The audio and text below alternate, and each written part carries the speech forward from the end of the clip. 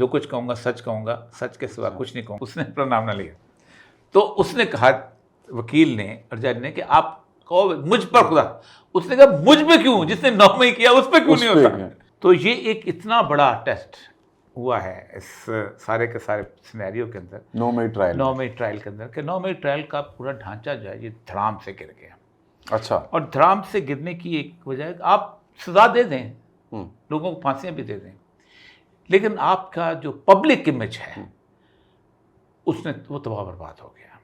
میں آپ کو بتاؤں یہ پبلک امیج کیوں برباد ہوتا ہے. یہ پبلک امیج اس وقت برباد ہوتا ہے کہ جب جو لوگ کام کر رہے ہوتے ہیں ان کو کام کرنے نہیں دیا جاتا, اور کچھ لوگ بذات خود اپنے آپ کو بہت زیادہ ماچو سمجھتے ہیں, عقل مند سمجھتے ہیں, سب کچھ سمجھتے ہیں, جب وہ کام کرنا شروع کر دیتے ہیں. یہی وجہ ہے کہ گزشتہ تقریباً 30-40 سال سے پاکستان کی پوری ایڈمنسٹریشن جو ہے اس لیے کولیپس کر گئی ہے کہ پاکستان میں وہ لوگ ہیلم آف دا افیئر پہ بیٹھ گئے ہیں کہ جن لوگوں کو نہ پاکستان کے عوام کا پتہ ہے, نہ پاکستان کی زندگی کا پتہ ہے,